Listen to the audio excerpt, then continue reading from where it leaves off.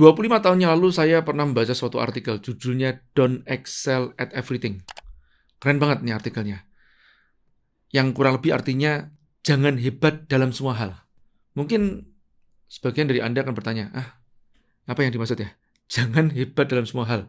Di mana sejak sekolah kita mungkin sudah berlomba-lomba untuk menjadi ranking 1 atau alias hebat dalam segala hal. Betul lah? Kimia, matematika, fisika, bahasa Inggris, agama, semuanya hebat. Menurut saya nggak pas nih kalau pakai kata kita. Soalnya saya tidak seperti itu ya. Karena orang tua saya bermadhab yang berbeda. Orang tua saya justru bermadhab yang ini nih. Don't excel at everything. Sejak dari dulu. Saya selalu mengatakan seperti gini. Udah, yang penting pokoknya Papa nggak minta kamu itu harus juara. Tapi setidaknya kamu harus naik kelas. Ini kata seperti itu. Dan poleslah yang kelebihanmu, jangan poles di kekuranganmu. Itu ayah saya mengatakan seperti itu. Berpuluh-puluh tahun yang lalu. Luar biasa. Nah, jadi pada saat saya punya kelebihan sesuatu, ya disitulah saya diminta untuk memoles. Bahkan sejak saya belum lulus SD, saya sudah memiliki attention atau passion-nya di bidang elektronika. Ayah saya langsung tidak menunggu lama. Ayo kamu harus belajar sama si om ini. Nah, dikasih referensi untuk belajar bahkan sebelum diajarkan atau sebelum saya penjurusan di perkuliahan.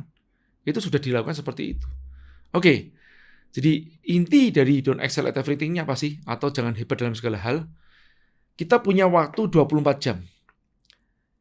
Kalau kita bagi rata, kita akan menjadi orang manusia rata-rata. Nah, kalau kita mau menjadi manusia yang hebat dalam hal tertentu, di mana kita punya minat dan mungkin juga bakat di situ, itu yang terbaik. Penerapan pribadinya bagaimana? Yang pertama adalah kita harus memahami kelebihan dan kekurangan kita. Kelebihan kita di mana? Kekurangan kita di mana? Kita petakan. Kemudian yang kedua adalah kita poles di kelebihan kita atau fokus di kelebihan itu dan poles di situ. Jadi yang terbaik di situ. Yang ketiga, tutupi kekurangan itu dengan tim. Contohnya nih, misalkan saya memetakan diri saya. Kelebihan saya di mana? Konsep atau sebagai seorang konseptor. Saya minat dan memahami bisnis model. Kemudian dalam strategi. Nah, tapi jangan dikatakan bahwa saya tidak memahami masalah taktik. Memahami, cuman saya tidak benar-benar suka. Yang saya suka itu, atau saya punya minat di situ, tentu saja saya akan lebih maksimal atau optimal memoles di situ. Nah, kelemahan saya di mana? Di manajemen. Jadi kalau day-to-day, di operasional perusahaan, saya cepat jenuh. Nah, disinilah saya mencari tim atau manajer-manajer yang handal untuk menutupi kekurangan saya. Namun, saat belum ada atau saat dulu saya mulai usaha pertama kali, saya yang mau nggak mau harus bisa semuanya. Saya yang nyanyal sendiri, saya yang ngurusin administrasi sendiri, juga saya belajar membuat laporan keuangan. Saya paham tentang pembuatan laporan keuangan seperti apa? Insya Allah paham untuk skala usaha kecil, menengah. Tapi, saya mau membuat itu? Tidak. Hanya saja, pemahaman saya ini saya khususkan pada saat awal-awal bangun usaha dulu. Sekarang sudah punya tim yang bisa memegang keuangan, ya dia saja yang memegang keuangan. Penerapannya kurang lebih seperti itu. Sebetulnya ini selaras juga dengan konsep T-shape. Dalam membangun suatu bisnis, saya memahami sedikit, tapi ada hal yang saya fokuskan. Paham ya? Kira-kira seperti itu. Sekali lagi, pada saat bangun usaha pertama kali, ya mau nggak mau kita harus bisa semuanya. Kalau penerapan dalam bidang bisnis seperti apa? Fokus pada kompetensi inti. Yang kedua adalah sinergi dengan institusi lain dan membangun ekosistem bersama.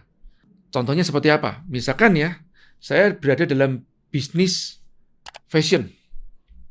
Nah, dan core kompeten saya itu di produksinya ataukah di desainnya. Kalau saya core kompetensinya di desainnya, saya akan fokus ke desain saja dan meng-create brand-brand atau istilahnya saya sebagai tipe kreator, bukan sebagai tipe produsen. Dan untuk produksinya, saya akan outsource ke tempat yang lain supaya tidak mengganggu core kompeten saya. Pasaran atau distribusinya pun juga bisa jadi mungkin saya akan mendelegasikan ke institusi atau perusahaan yang lainnya. Atau alias kita bisa bersinergi bersama-sama. Perhatikan baik-baik. Merek-merek besar memegang hal seperti ini. Contohnya nih, apakah IKEA memproduksi semuanya sendiri? Tidak. Mungkin mereka punya small workshop atau sebenarnya R&D-nya. Tapi sisanya mereka outsource. Pabriknya ada di seluruh dunia. Nike pun begitu juga. Dia fokusnya kemana? Ya fokusnya ke kreatornya. Mendesain suatu prototipe sepatu yang nyaman, yang berkualitas seperti apa, dan brandingnya fokus ke situ dia. Nah, tapi untuk produksinya tidak perlu mereka memiliki pabrik semuanya sendiri. Pabriknya di-outsource ke tempat yang lain, terutama di negara-negara berkembang yang buruhnya masih sangat murah sekali. Contoh yang lain seperti apa? Saya punya perusahaan namanya Momentum. Momentum ini kurang lebih membawahi iCamp, YA, dan sekarang YA virtual. Nanti akan ada pengembangan yang lain. Tapi core kompetensinya atau fokusnya adalah di kewirausahaan. Bukan ke motivasi. Jadi kalau saya disuruh ngisi nih tentang motivasi, saya pasti tidak mau. Jelas tuh. Ya. Nah, ini pun juga saya masih memfokuskan lagi di tangga bisnis tertentu. Oke, bicara sedikit tentang 5 tangga ya. Jadi kita memetakan tahapan-tahapan UKM itu menjadi 5 tangga. Starting, profiting, systemizing, multiplying, investing. Nah, kami Momentum ini hanya fokus saat ini di 2,5 tangga. Ini udah 15 tahun yang lalu nih, kita fokus ke hanya 2,5 tangga. Apa itu? Starting, profiting, semi-systemizing. Setelah itu, biasanya kita merekomendasikan kawan-kawan untuk mencari business coach atau konsultan di tahapan systemizing. Nah, pemasarannya ataupun juga strategi bisnisnya, kami masih tetap bisa mendampingi untuk tahapan bahkan ekspansi usaha. Artinya apa? Kita berusaha untuk fokus ke bidang tertentu yang memang kita strength atau kita kuat di situ. Dan kita akan menutupi kekurangan kita dengan bersinergi dengan institusi lain. Pahami materi ini baik-baik dan semoga Anda bisa menerapkan dalam bisnis Anda supaya kita bisa menjadi terbaik di bidang kita.